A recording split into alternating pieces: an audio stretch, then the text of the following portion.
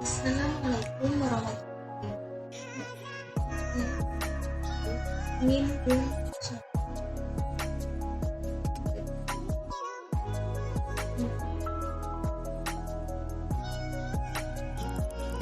untuk yang pertama yaitu struktur sistem berbasis pengetahuan. Perkataannya tidak semua sistem sama, namun di sebuah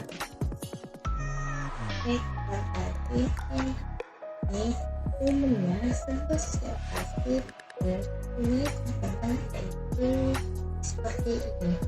Nah, secara umum struktur untuk yang pertama yaitu receiving. Lalu yang kedua yaitu sistem dan struktur yang ketiga yaitu yang diberikan oleh pada sistem user interface itu sendiri. Yang pertama sistem itu berupa grafis seperti lalu di screen yaitu seperti ada yang ada di smartphone. Lalu yang ketiga yaitu ada monitor seperti browser. Lalu selanjutnya pada layanan sistem ini ada yaitu ada tanggung jawab untuk mengeksekusi program ini. Ya, kemudian dia akan mengoperasi pada input output, lalu ada lalu dia juga mengeksekusi komunikasi yaitu seperti jaringan atau wifi. Lalu ada resource action, lalu ada accounting, dan dia juga bisa mendapatkan rencana atau terjadinya apa. Lalu untuk dan juga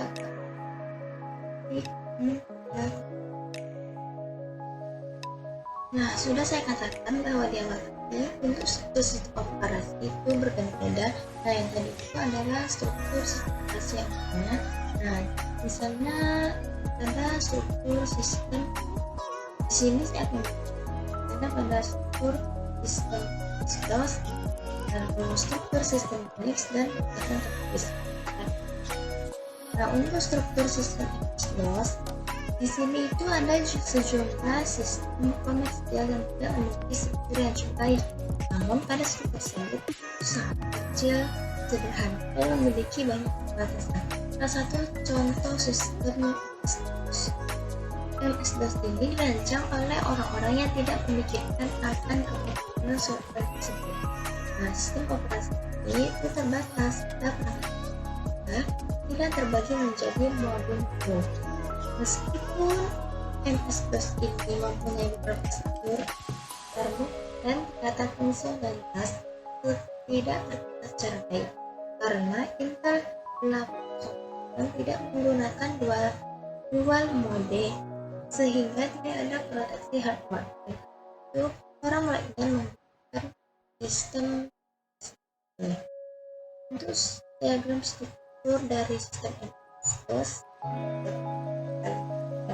ini. Lalu yang kedua yaitu sistem dari Unix. Nah, sistem operasi Unix ini itu juga terbatas pada fungsi perangkat keras dan strukturnya juga terbatas.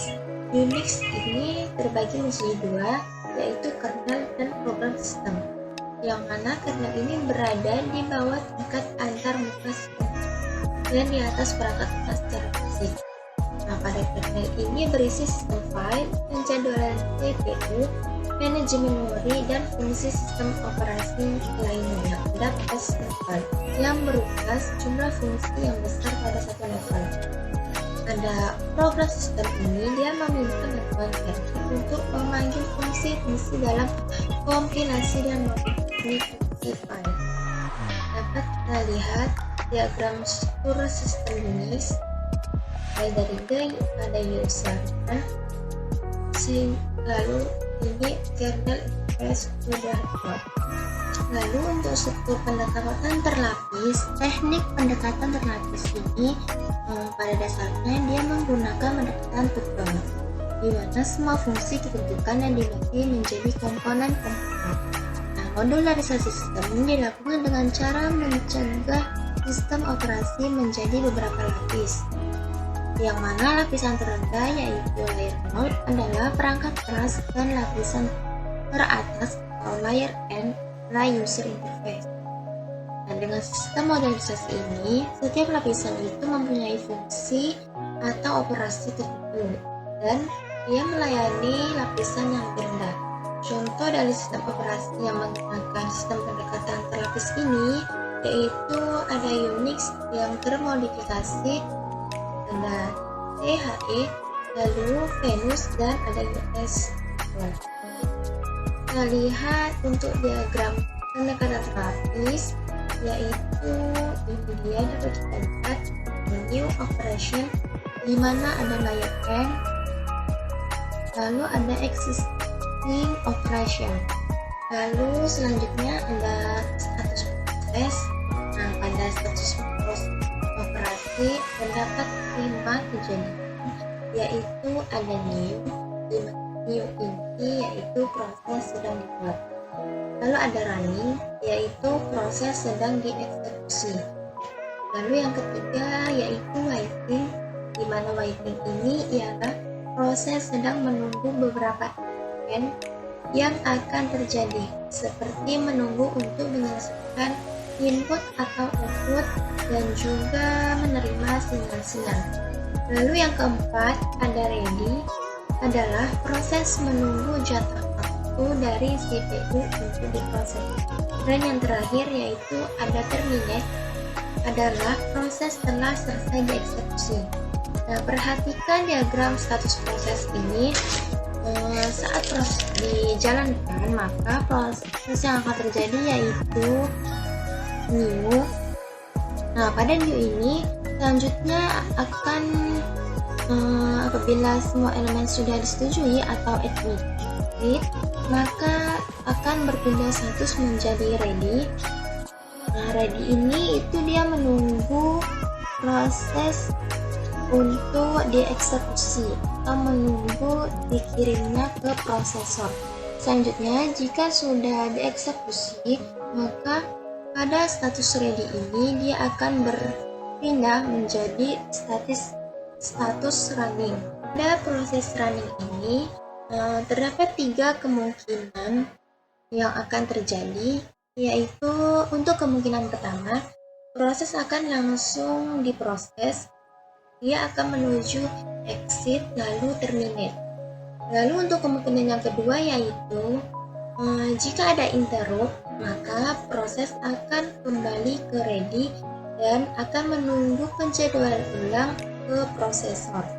Lalu pada kemungkinan yang ketiga yaitu pada proses running ini, jika dia membutuhkan input atau output dan event wait yaitu lainan lainnya, maka dia akan menjadi status ke waiting.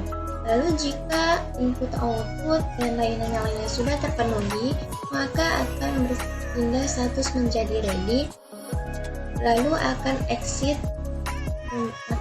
lalu akan ke running, lalu exit dan terminate hingga proses telah selesai. Di sini terdapat contoh soal. Hitunglah waiting time rata-rata dari keempat proses dengan menggunakan algoritma FGFS.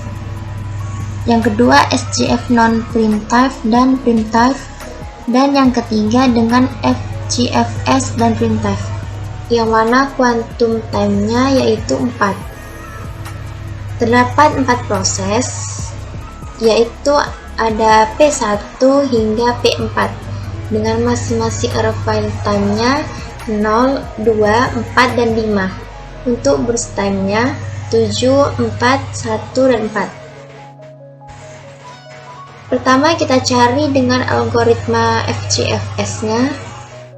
Kita buat dulu Gantt chart-nya. Nah, Pada saat waktu 0 ini, P1 akan masuk ke antrian dan akan langsung diproses hingga ke burst time-nya 7. Pada saat 2, P2 dijalankan dan pada saat waktu 4, P3 dijalankan dan pada saat waktu 5, P4 dijalankan. Lalu pada P1 ini dia berhenti dari 0 sampai ke 7. Lalu selanjutnya yang akan kita eksekusi ialah P2. Yang mana P2 ini dia memiliki 4 burst time-nya, jadi 7 ke 4 itu 11. Jadi didapat untuk P2-nya yaitu dari 7 ke 11. Selanjutnya kita eksekusi untuk P3. Dia memiliki 1 burst time. Jadi didapat P3 ini yaitu dari 11 ke 12. Lalu yang terakhir kita eksekusi yaitu P4-nya hingga didapat 12 sampai ke 16. Sehingga untuk waktu tunggu dari P1 yaitu 0. Untuk P2 ini yaitu karena pada P2 ini dia dimulai dari 7 dan dia terdapat di antrian atau burst time-nya itu 2. Jadi 7 kurang 5 ini dapat 7 kurang 2 ini dapatlah 5. Lalu untuk P3 dia 11 pada waktu ke proses ke-11. 11 dikurang dengan burst time-nya 4 hingga didapat untuk P3-nya waktu tunggunya 7. Lalu untuk P4 yaitu pada waktu proses ke-12 dikurang dengan waktunya 5 hingga dapat waktu tunggu P4 yaitu 7. Sehingga untuk waktu tunggu rata-ratanya yaitu kita tambahkan seluruh waktu tunggu dari P1 hingga ke P4 dapatlah 4,75 mili-detik. Yang kedua yaitu dengan algoritma SJF non-primitive. Pertama kita gambarkan dulu Gantt chart-nya. Pada saat 0 ini yaitu P1 dengan burst time-nya 7. Nah, pada P1 ini dia diproses hingga waktu yang ke-7 ya. Lalu masuk waktu yang kedua yaitu P2, burst time-nya 4. Waktu yang keempat P3 dengan burst time-nya 1 dan waktu yang kelima yaitu P4 dengan burst time-nya 4. Nah, proses selanjutnya untuk 7 ini, proses yang akan dieksekusi terlebih dahulu yaitu P3.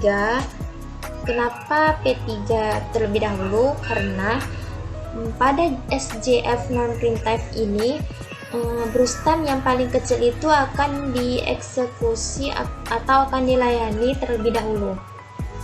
Jadi untuk P3 ini dia memiliki 1 burst time.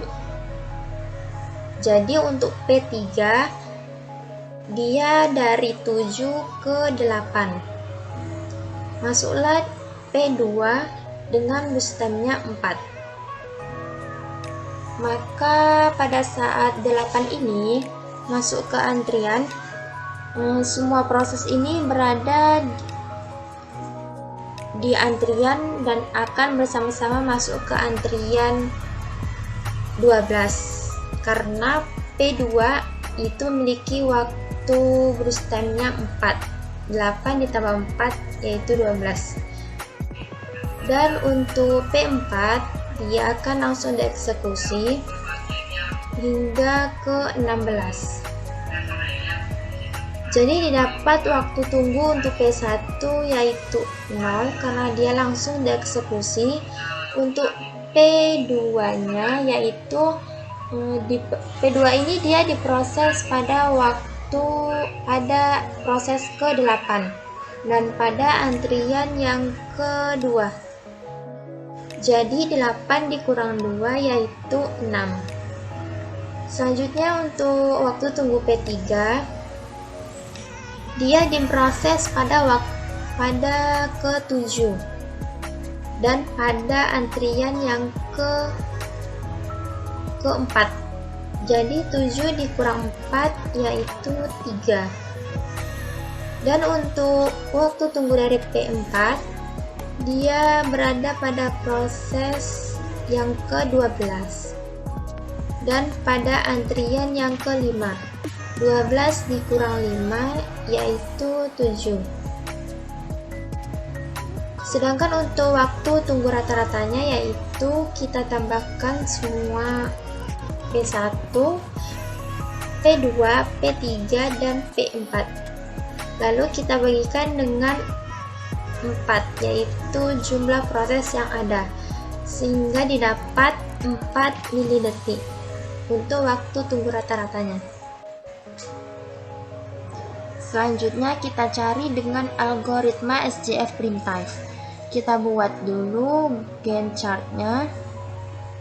Pada saat 0 ini, P1 masuk dengan burst time-nya 7. Lalu pada saat waktu yang kedua, P2 masuk dengan burst time-nya 4. Nah, pada P1 ini dia masih menyisakan nilai burst time-nya 5, yaitu 7 dikurang 2. Pada saat waktu yang keempat, P3 memiliki burst time 1 dan P2 ini dia menyisakan burst time-nya dari 2 ke 4 yaitu 2 dan P1 burst time-nya 5. Selanjutnya kita proses P3, antrian P3 dengan burst time-nya 1. Untuk P3 yaitu 4 ke 5, dimana antriannya yaitu P4 dengan burst time 4, P2 dengan burst time-nya 2, dan P1 dengan burst time-nya 5. Lalu kita masuki waktu yang ke-7, yaitu kita eksekusi yang P2 ini dengan burst time-nya itu 2, jadi 5 ke 7. Sehingga untuk antriannya yaitu P4 dengan burst time-nya 4 dan P1 dengan burst time-nya 5. Selanjutnya kita eksekusi lagi yang P4 dengan burst time-nya 4. Jadi P4 ini yaitu dari 7 ke 11. Sehingga menyisakan antrian yaitu P1 dengan burst time-nya 5. Lalu P1 ini kita proses lagi sehingga dari 11 dapatlah ke 16 karena burst time-nya yaitu 5. Untuk waktu tunggunya pada P1 ini langsung diproses pada 0, lalu diproses pada saat waktu ke 11. Jadi 0 tambah 11 yaitu 11. Dan P1 ini mulai masuk pada waktu yang kedua. Jadi 11 dikurang 2 yaitu 9. Lalu untuk waktu tunggu yang P2 ini dia diproses pada waktu yang ke-5. Dan P2 ini dia masuk antrian pada waktu yang ke-4. Jadi 5 dikurang 4 yaitu 1. Selanjutnya untuk P3 dia diproses pada waktu yang ke-4 dan masuk antrian pada waktu yang ke-4 itu juga. Jadi 4 dikurang 4 0. Dan untuk waktu tunggu P4 ini dia masuk diproses pada waktu yang ke-7 dan masuk antrian pada waktu 5. 7 dikurang 5 yaitu 2. Jadi untuk waktu tunggu rata-ratanya yaitu kita jumlahkan seluruhnya dan kita bagi dengan proses yang ada. Jadi didapat untuk rata-ratanya yaitu 3 milidetik. Akhir kita gunakan dengan algoritma round robin, FCFS, dan printf. Pertama kita gambarkan untuk Gantt chartnya. Pada algoritma ini kita berfokus pada boost time-nya. Nah, pada soal terdapat quantum time-nya itu 4.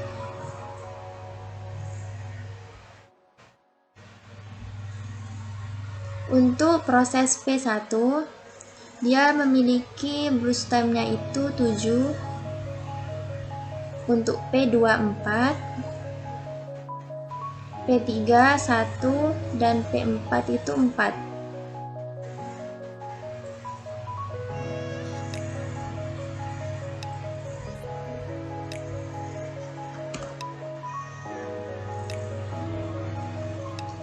Lalu pada P1 ini dia memasuki antrian pada 0.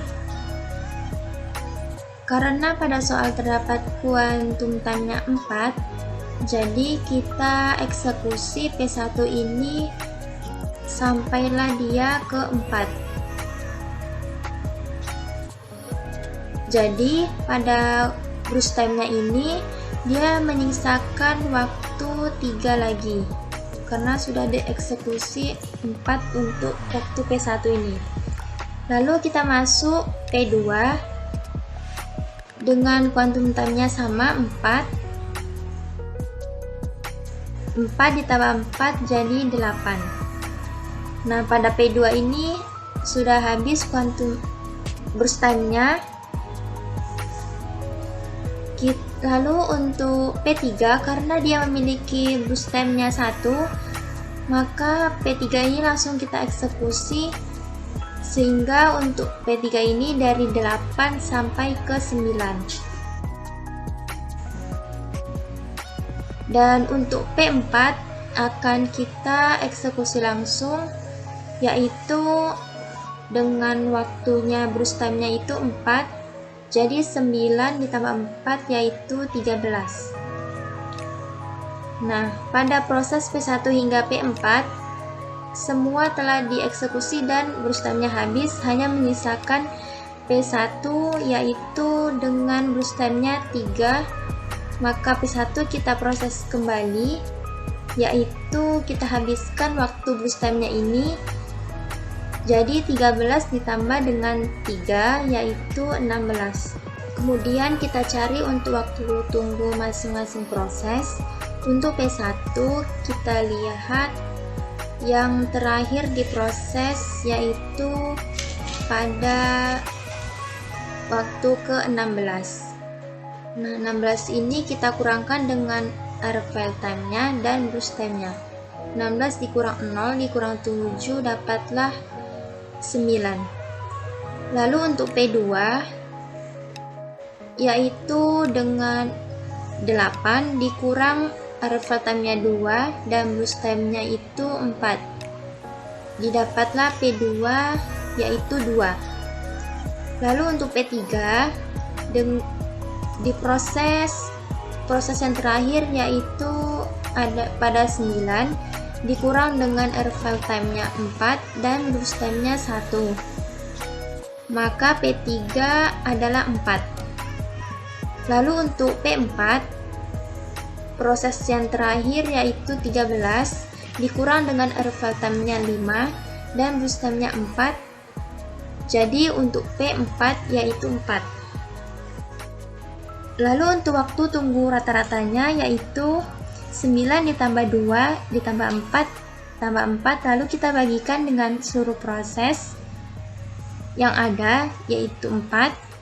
Jadi didapat waktu tunggu rata-ratanya yaitu 4,75 milidetik.